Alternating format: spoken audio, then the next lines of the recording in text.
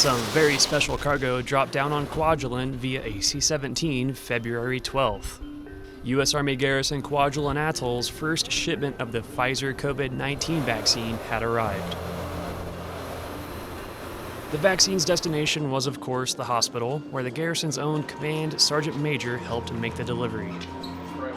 Sue Mosier, USAG-KA's lead on the vaccination effort, underscored the importance on getting the vaccine to this remote island garrison.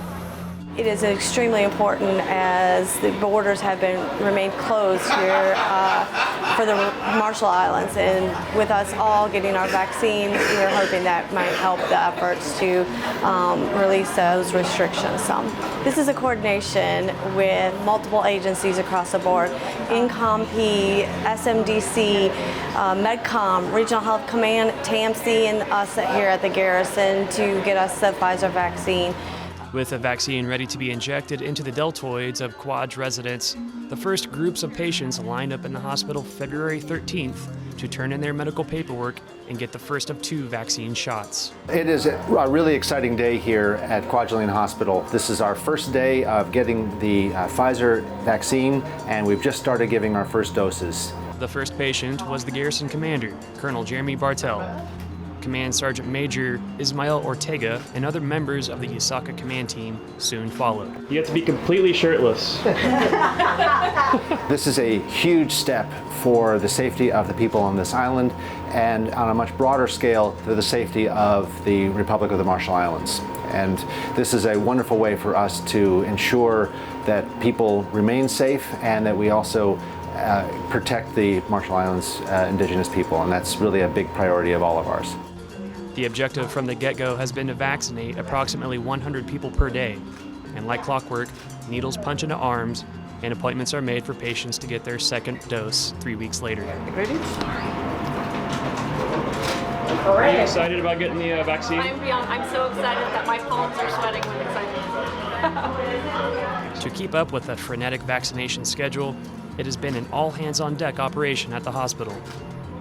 Yeah, I can't say enough about how proud I am of our team and the amount of planning and work that has gone in to ensure the safety of the delivery, safety of the medication, and the efficiency of getting people immunized, watched afterwards to ensure that nobody has any bad reactions, and if they do, that they're appropriately taken care of.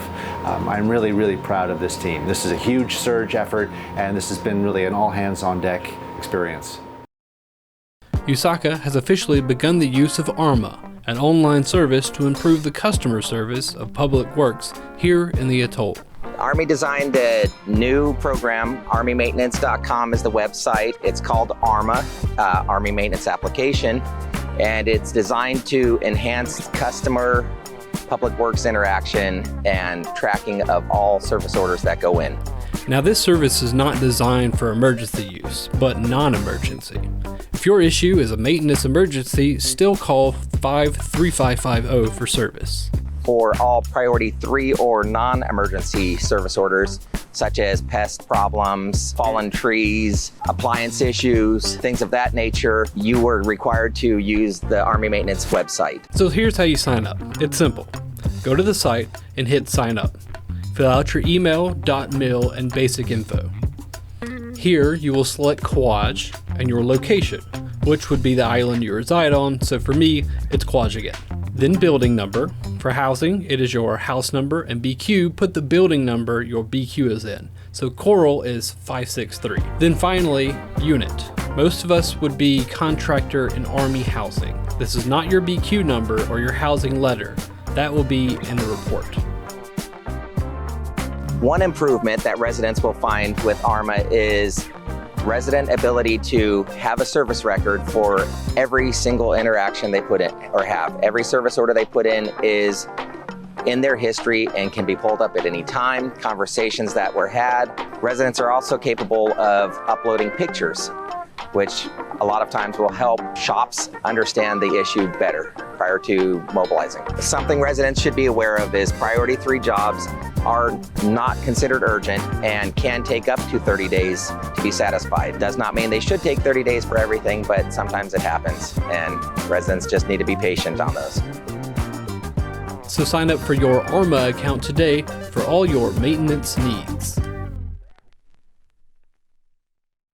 Kwajalelin's police force, elementary school, child and youth services, firefighters, and community volunteers came together February 24th to put on a bike rodeo for Kwajalelin's pint-sized, pedal-powered people. The sticker behind on the other side, okay? Volunteers and staff set up a road course with simulated hazards, meant to demonstrate some of the real-world dangers encountered on two wheels.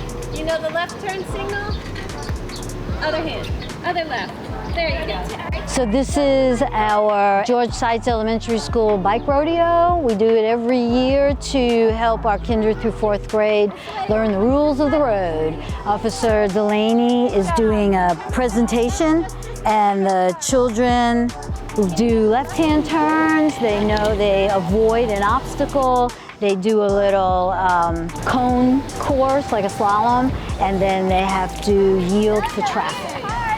What make and model are you? That is a good question. It looks like a van.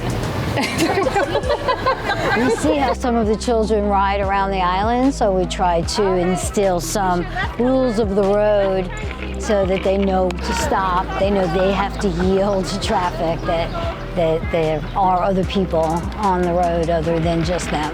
What you think? How much fun is this? We're learning how to turn and stay on the right side of the road. Why are we doing this? We're doing this so that we keep the island safe when we go home for lunch.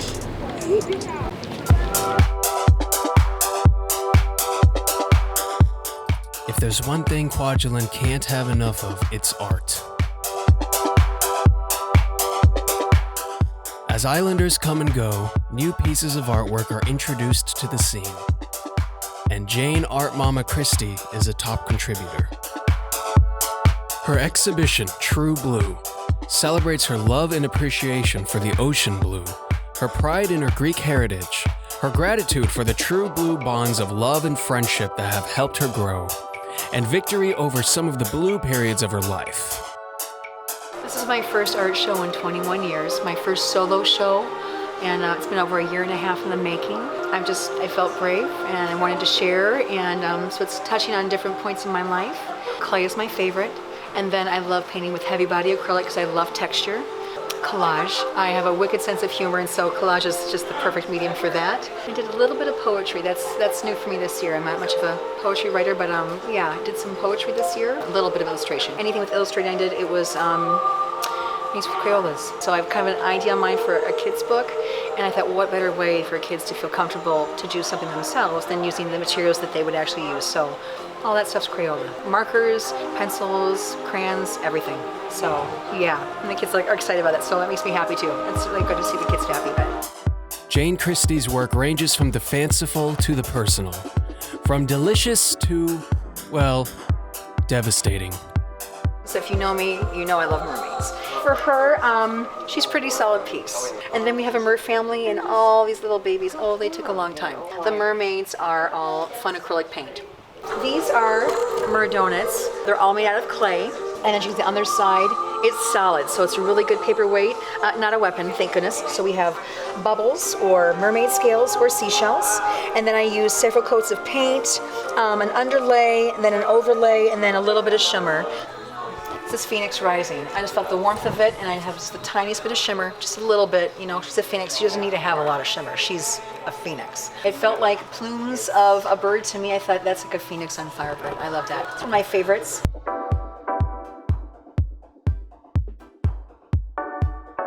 Jane Christie's hope is to instill a sense of wonder, humor, connection, and joy throughout her artwork.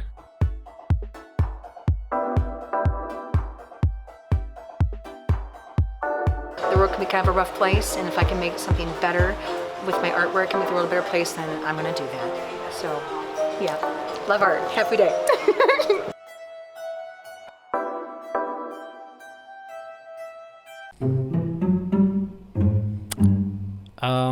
What you reading there, Billy? Ah, did you get that from the library? All of those books? Should you return those books to the library so others can enjoy them? It's not like you can read them all at once. See my point? How about you return some of those books? What do you say? Good choice. And make sure they are library books by checking for the labels. And don't forget to look around for any others you may have lying around. Also, any DVDs you may need to return. Grace Sherwood Library is open from 8 a.m. to 8 p.m. throughout the week. Come by and find your new favorite book. Just don't forget to return that book for others to enjoy.